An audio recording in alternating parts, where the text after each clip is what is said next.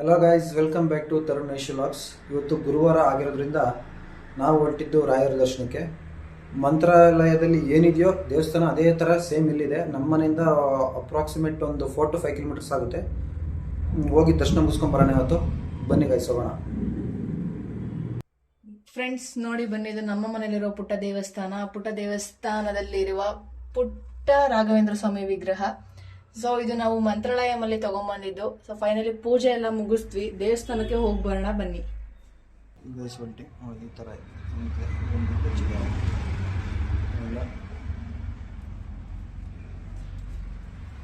ಇದು ನಮ್ಮ ಈಶ್ವರ್ ಸ್ಲಿಪ್ಪರು, ಇದು ನನ್ನ ಸ್ಲಿಪ್ಪರು.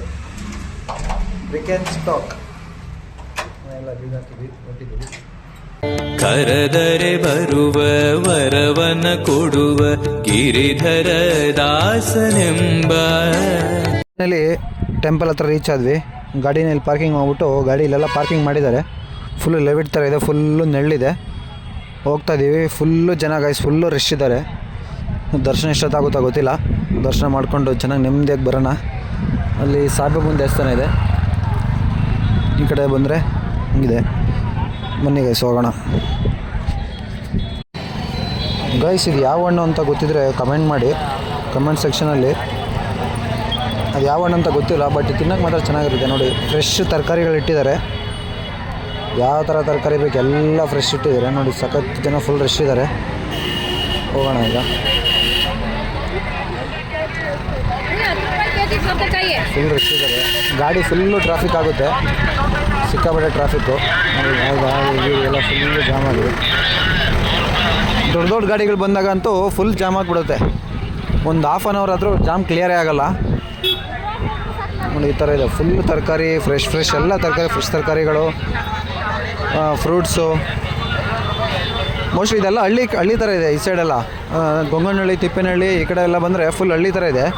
ಅಲ್ಲೇ ಬೆಳೆದ್ಬಿಟ್ಟು ಬಂದ್ಬಿಟ್ಟು ಇಲ್ಲೆಲ್ಲ ಸೇಲ್ ಮಾಡ್ತಾರೆ. ಫ್ರೆಶ್ ತರಕಾರಿ ಬೇಕು ಅಂದರೆ ನೀವು ಇಲ್ಲಿಗೆ ಒಂದ್ಸಲ ವಿಸಿಟ್ ಮಾಡಿ. ಹಂಗೆ ರಾಯರ ದರ್ಶನವೂ ಆಗುತ್ತೆ.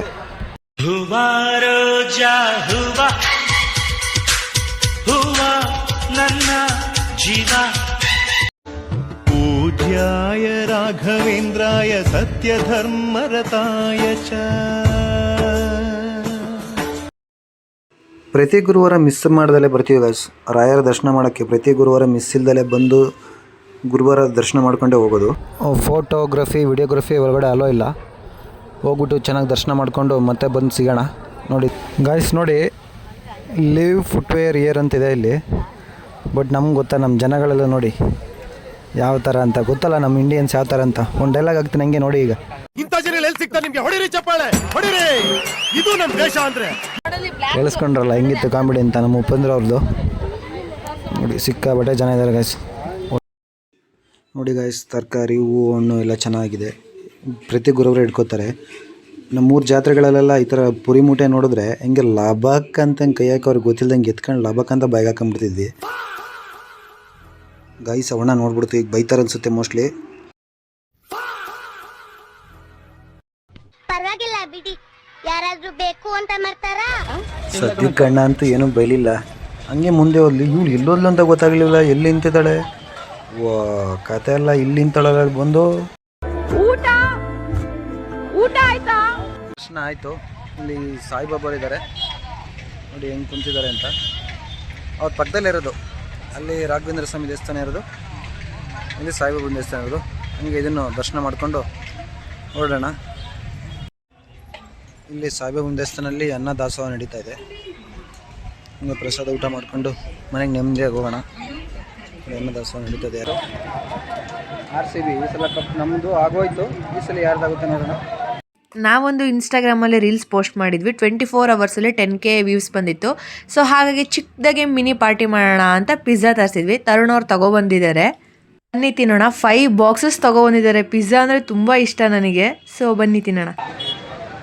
ಈ ವಿಡಿಯೋಲಿ ಹೆಂಗೆ ಮಾಡ್ತಾ ಇದ್ದೀವಿ, ಲಾಸ್ಟಿಗೆ ಒಂದು ಮಿರ್ಚಿ ಮಸಾಲೆ ಒಂದು ಆ್ಯಡ್ ಮಾಡ್ತೀನಿ, ನೋಡ್ಕೊಂಬನ್ನಿ.